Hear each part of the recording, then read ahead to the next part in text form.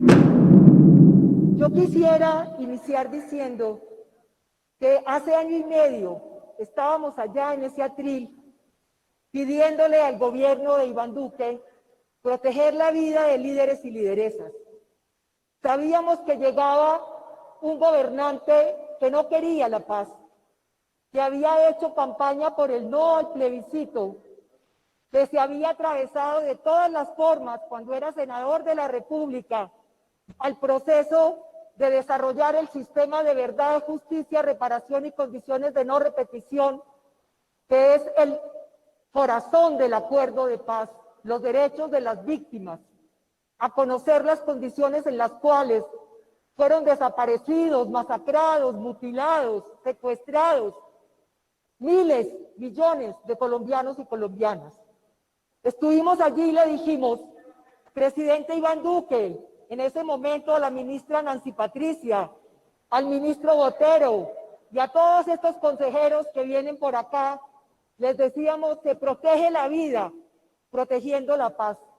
Y realmente lo que ha ocurrido durante estos 2 años es la ratificación que ese asedio que vive el acuerdo de paz, de esa falta de integralidad en el desarrollo del acuerdo de paz, que no fue un acuerdo solamente con la guerrilla de las FARC, sino un pacto social, económico y político para Colombia entera, se ha convertido en la mayor amenaza para lo que está ocurriendo en este desangre de país en Colombia. Durante estos 2 años han muerto 573, han sido asesinados, como decía María José Pizarro, 573, no, esta mañana me llegaba una información, 574 líderes y lideresas. Ayer fue asesinado en Risaralda, Dos Quebradas, don Jorge Quintero Villada, presidente de la Junta de Acción Comunal, y un hombre que trabajaba por la protección del medio ambiente en su territorio. Y parecería que lo que está matando a los líderes y lideresas en Colombia es la indiferencia de este gobierno. Es una negligencia que resulta intencional frente a este desangre. Parecería que regresamos a la macabra época del gobierno de la seguridad democrática, de los desplazamientos, de las ejecuciones extrajudiciales, de las violencias contra las mujeres, de los confinamientos. Esta mañana 2 colegas en la comisión primera, el representante Harry González del Caquetá y el representante Milton Córdoba del Chocó, ponían su voz de alerta de lo que está ocurriendo en sus territorios.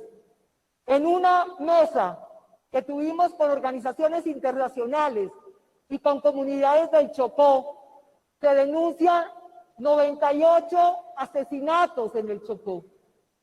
El asesinato de una niña de 9 años indígena en medio de las balas de un grupo armado organizado y el ELN. Pero por eso señalamos que la indiferencia es del gobierno, porque si algo ha producido este acuerdo de paz de alguna manera es que este país está mucho más sensibilizado. Han sido velatones, caminatas, movilizaciones, plantones, cientos de foros en los que hemos levantado la voz para proteger la vida de líderes y lideresas. Están las alertas de los organismos internacionales, de Naciones Unidas, de Human Rights, de Amnistía Internacional, por solamente citar algunas de estas denuncias y de alertas. En la conferencia del sábado pasado de Defendamos la Paz, el viejo Mujica, expresidente de Uruguay, el expresidente Felipe González de España nos decían, es inexplicable que un país como Colombia no esté protegiendo este acuerdo de paz y no esté protegiendo la vida. Vivir en guerra como se ha documentado por parte de tantos estudios en este país y en el mundo entero, porque Colombia es objeto de estudio. Vivir en guerra ha significado que desarrollemos unos marcos conceptuales que nos impidan reconocer al otro como humano. La guerra nos quita humanidad. La guerra nos impide que en esos esquemas conceptuales reconozcamos cuáles son las vidas que hay que cuidar y cuáles vidas quedan por fuera. Eso es lo que hace la guerra. Y eso es lo que ha significado vivir en un país de guerras, de guerras. Pasamos del siglo XIX al siglo XX con una guerra de los 1000 días. Del siglo XX al siglo XXI con la guerra de guerras, como la llama Gonzalo Sánchez. Y aquí estamos de nuevo, con el asomo de un conflicto que le quita vida, que quita posibilidades, sueños, propuestas, como decía María José, para pensarnos en la Colombia de los territorios. Esta lucha por la defensa de los derechos humanos, queridos compañeros y a quienes nos siguen con la transmisión de televisión, la inició un hombre maravilloso, un conservador, Alfredo Vázquez Carrizosa, quien creó el Comité Permanente de los Derechos Humanos. Y en el primer foro, en 1979, hablaron del catastro testimonial de la violencia en Colombia. Se habló de las detenciones arbitrarias, de las torturas, de los asesinatos, de las desapariciones, del asilo político. Y eso todavía está vigente, eso todavía está aquí, presente entre nosotros. La guerra de nuevo aparece, con otras expresiones, con otras formas de amedrentar, de cultivar el miedo, pero ha encontrado una resistencia en la sociedad, en los territorios. Y esa es otra de las razones por las cuales están asesinando a líderes y lideresas.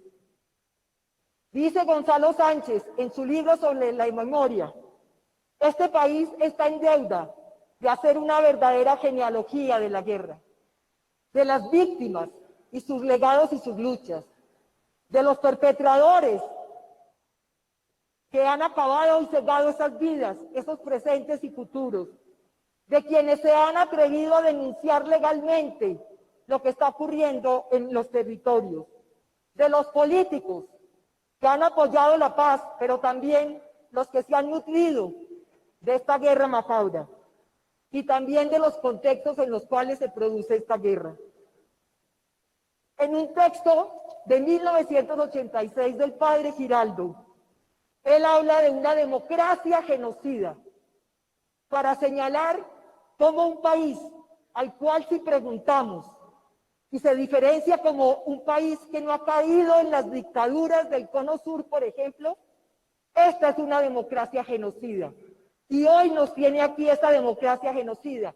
Y esa negligencia y esa indiferencia que uno siente en un debate como este, donde estamos hablando de la muerte de miles de colombianos y colombianas, y parecería que no duele.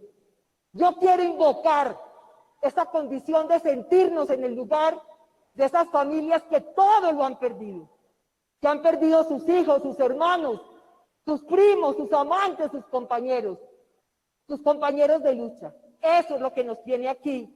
Y hace año y medio anunciamos lo que iba a pasar y se está desafortunadamente cumpliendo. Este debate es un homenaje entonces a los líderes y lideresas, a sus familias, a sus luchas, a sus causas. Este debate es para decirle a este gobierno y a esta sociedad que necesita Colombia un tiempo para la tristeza. Cuando nos reunimos con las organizaciones del Cauca, de Nariño, de Putumayo, de Catatumbo, del Bajo el Bajo Cauca antioqueño, de Apartadó, nos dicen que no hay tiempo para la tristeza. Una muerte y otra muerte, un confinamiento, una desaparición. Eso es lo que estamos viviendo de nuevo con la aparición de un nuevo conflicto. Pero como decía el padre de Ru en la conferencia el sábado pasado, ya sabemos lo que significa vivir en un país que transita de la guerra a la paz. Y eso no nos lo vamos a dejar arrebatar. El presidente Duque se excusa el ministro de Defensa, se excusa la ministra del Interior, que creo que va a estar conectada, se excusa el fiscal, se excusa el procurador. Aquí tenemos funcionarios que yo respeto, pero esto es una demostración más que la protección de la vida no es una prioridad de este gobierno. Volvió el monstruo que acecha, el que despoja las tierras, el que pudre las cosechas, el que tiene la mirada fría y carece de empatía.